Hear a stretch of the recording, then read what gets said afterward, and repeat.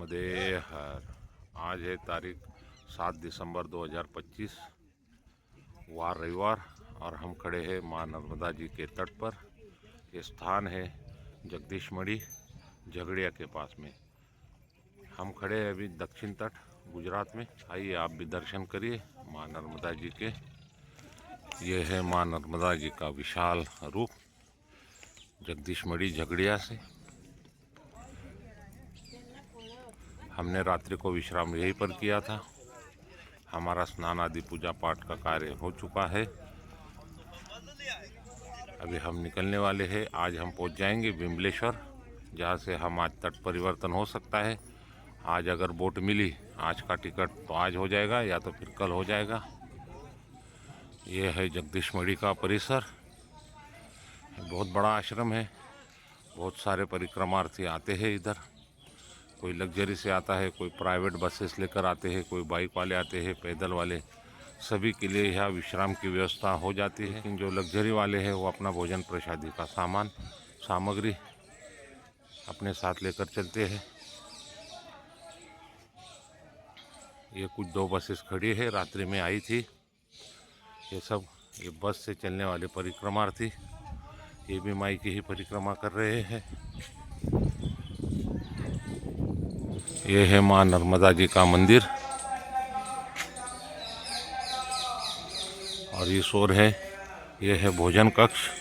यहाँ पर सवेरे, दोपहर और रात्रि का भोजन की व्यवस्था होती है।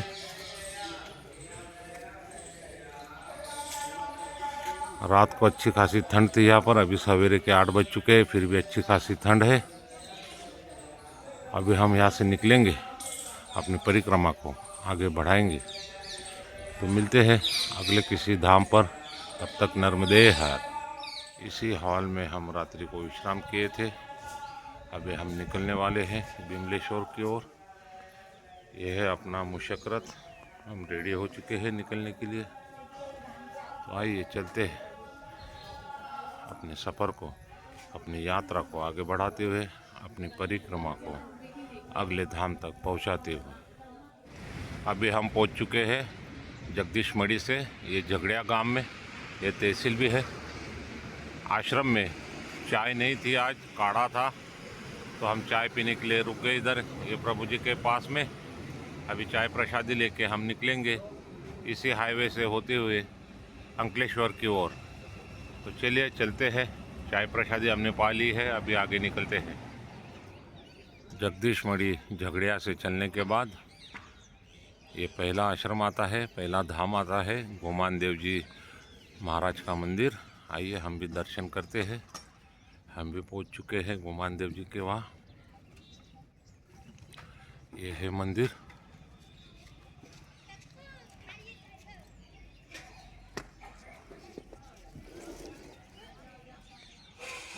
ये है गोमान देव महाराज जी का मंदिर। काफ़ी बड़ा मंदिर है। ये इधर है मंदिर।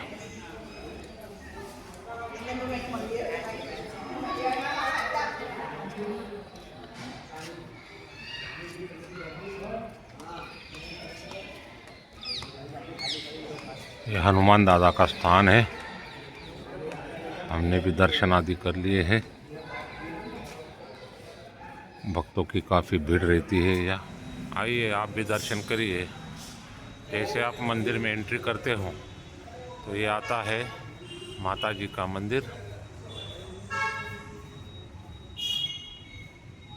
ये है माता जी और माता जी के साइड में ही बना हुआ है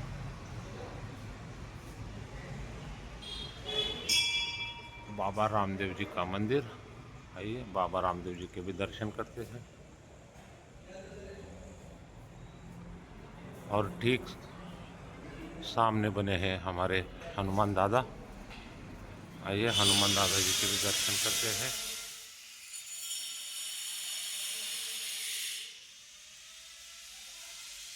ये है हनुमान दादा। नर्मदे हर। अभी हम चले थे अंकलेश्वर से, ये बीच में पड़ा हुआ आता है हंसोट करके। अभी हम रुके हैं हंसोट में थोड़ा बाल भोग के लिए। ये प्रभु जी है, ये इधर पाव भाजी वगैरह बेचते, तो हमने भी बाल भोग और चाय प्रसादी का आनंद लिया। अभी यहाँ से हम लोग बढ़ेंगे, अभी आगे हम लोग बढ़ेंगे हनुमान टेकरी, वहाँ पे थोड़ा विश्राम किया जाएगा, फिर वहाँ से निकलेंगे विमलेश्वर के लिए। ये प्रभु जी है, हम भी महाराज के सब्सक्राइबर है। हाँ, नाम बोलो प्रभु अपना। सुरेश। सुरेश, आपका? यश। यश। नर्मदे हर। नर्मदे हर। नर्मदे हर। यही वो स्थान है वासनोली से आगे हनुमान टेकड़ी के बीच में। पिछले वर्ष हम लोग यहाँ आए थे और यहाँ रुके थे, रात्रि को विश्राम किया था। जब पिछले वर्ष पैदल परिक्रमा में थे तब अंधेरा थोड़ी देर हो जाने के कारण हमें यहाँ रुकना पड़ा था। केवल हम लोग 7 ही मूर्तियाँ थी और यहाँ पर एक बाबा जी हुआ करते थे, तो वो बाबा जी बहुत ही कटु वचन बोलते थे। परिक्रमा वासियों के साथ उनका व्यवहार बहुत ही खराब व्यवहार रहता था। जो ट्रस्टी है उनसे वार्तालाप हुआ, उनसे इस विषय में मेरी चर्चा भी हुई, तो उन्होंने बताया कि वो बाबा जी को उन्होंने भगा दिया है। वो उनकी शिकायतें उनको बराबर मिलती रही। यहाँ व्यवस्था के लिए कोई है नहीं। काफ़ी सुंदर ऐसा आश्रम है, अगर किसी को यहाँ सेवा देने आना होए तो आ सकते हैं। ये एरिया भी डेवलप कर सकते हैं, बहुत कुछ यहाँ करने की गुंजाइश बाकी है। ये मेन रोड है, हर परिक्रमावासी चाहे वो पैदल हो, चाहे बाइक से हो, चाहे लग्जरी वाले हो, इसी रास्ते से होकर जाना होता है। आगे हनुमान टेकड़ी है, तो ये स्थान अगर किसी का मन में हो सेवा भाव तो यहाँ आके रुक सकते हैं, अपनी सेवाएं दे सकते हैं, इस परिसर को सुंदर बना सकते हैं। तो है नहीं, इनका क्या बिगड़ रहा है? तो कितने बना देंगे, अगर 5-50 मेहमान आ गए तो सारे 5 लोगों को मर जाएंगे, 45 कोई हो पाएगा, 5 से कम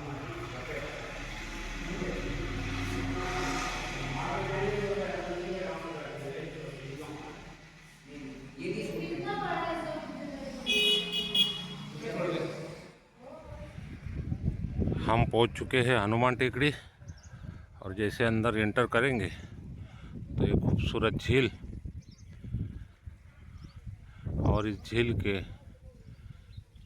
बगल में ही ये धाम स्थित है। इसको बोला जाता है हनुमान टेकरी।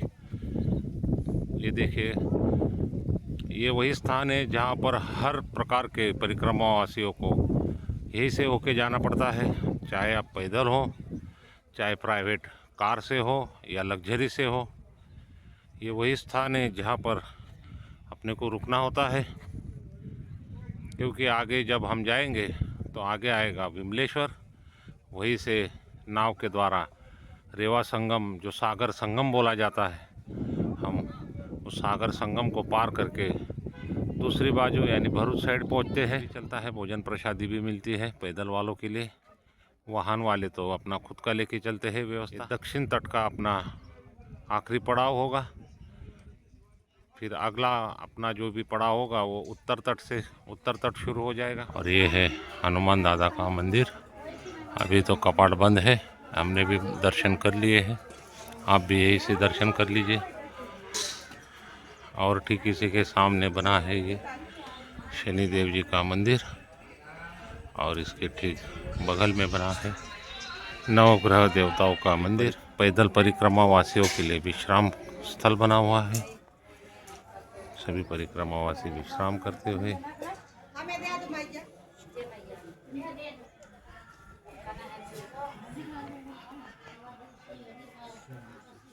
हनुमान टेकड़ी से हम लोग अभी निकल चुके हैं और हमें जाना है इस रास्ते पर आगे आएगा विमलेश्वर। वहीं से हमको अपनी नाव की बुकिंग करनी होगी। देखते हैं आज हो पाती है या फिर रात्रि की या कल की। तो मिलते हैं विमलेश्वर में। अभी हम पहुंच चुके हैं विमलेश्वर और इधर बना है ये बिरला हॉल। यहाँ पे भी परिक्रमावासी रुकते हैं, लेकिन ये पेड सर्विस है। आगे जो है परिक्रमावासियों के लिए मुफ्त में भोजन प्रसादी और विश्राम की व्यवस्था है। चलिए उस स्थान की ओर बढ़ते हैं। हमको नर्मदे हर।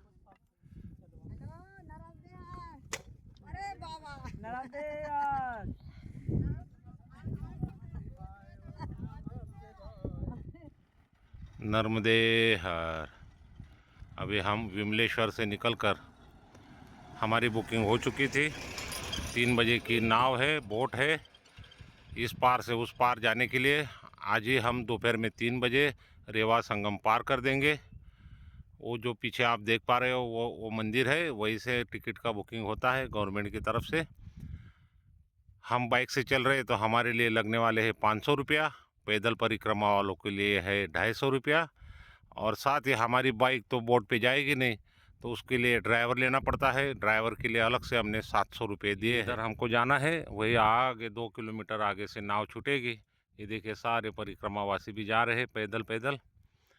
तो हम अपनी बाइक को वहाँ तक के लेके जाएंगे, वहीं से ड्राइवर हमारी गाड़ी को पिक करेगा, वो भरूच साइड में लेके जाएगा माँ नर्मदा जी को क्रॉस करते हुए, और हम अपनी यात्रा बोट से करेंगे। तो आइए चलते हैं वो बोट छूटने वाले स्थान तक, नर्मदे हर। अभी हम लोग आ चुके हैं जहाँ से नाव में चढ़ेंगे। ये अभी पुल बन चुका है, पिछले वर्ष ये पुल का कार्य प्रगति पर था, इन्हीं झाड़ियों के बीच से होते हुए हम लोग गए थे, लेकिन इस वर्ष ये पुल कार्यान्वित हो चुका है, तो बहुत आसानी रहेगी जाने में। देखिए कितने सारे परिक्रमावासी आ चुके हैं, ये कुछ गाड़ी से चलने वाले परिक्रमावासी भी है, कुछ इधर बैठे हैं, और देखिए कितनी सारी मात्रा में परिक्रमावासी आ रहे हैं। चाबी गाड़ी में छोड़ी दे सुन तमें। हाँ हाँ हाँ हाँ हाँ, कहीं तकलीफ नहीं पड़े ना, वस्तु कहीं जैसे तो नहीं। हाँ नहीं क्या वाला। अभी हम लोग निकल चुके हैं नावड़ी की ओर।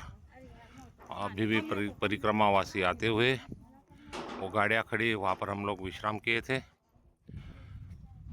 बाइक का ड्राइवर आके हमारी बाइक लेके गए हैं उस साइड भरूच की ओर। हमें हमारी बाइक मिल जाएगी आश्रम में खड़ी हुई, और इस पुलिया से होते हुए अभी हम लोग जाने वाले हैं नावड़ी की ओर, जहाँ से हमें नावड़ी में बैठकर अपनी परिक्रमा को रेवा संगम पार करने के लिए जाना होगा। काफ़ी संख्या में परिक्रमावासी दिख रहे हैं आज। ये पूरे मैंग्रोव्स लगे हुए। जब समुद्र में ज्वार आएगा तो एक क्षेत्र में सारा पानी आ जाएगा। जब इसमें समुद्र का पानी आएगा तो समझ लेना नावड़ी अपनी चलने के लिए तैयार हो जाएगी। ये पूरा मैंग्रोव का जंगल, दूर दूर तक निर्मनुष्य, काफ़ी दूर में आपको दिखाई देगा वो गाँव विमलेश्वर तीर्थ के नाम से।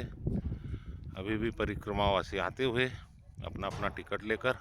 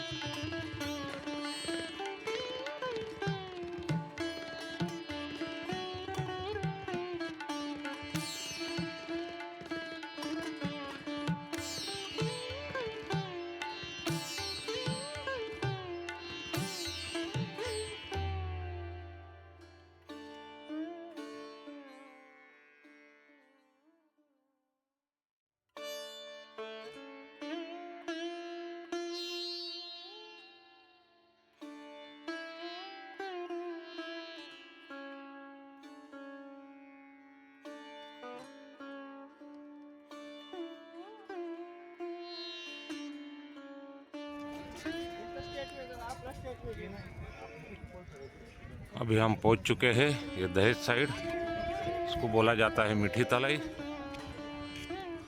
ये चीटी है, यही से बोट से हम लोग उतरे हैं अभी और जा रहे हैं आश्रम की ओर।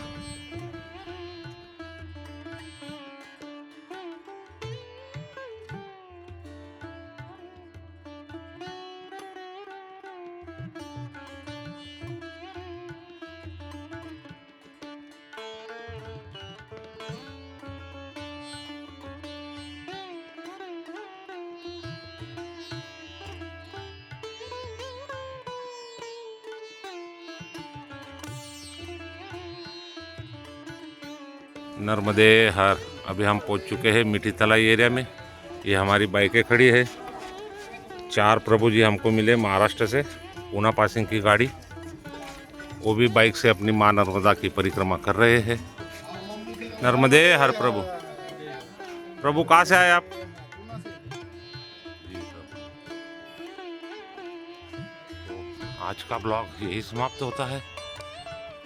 कल मिलेंगे अपनी परिक्रमा के दौरान कोई नए स्थान से।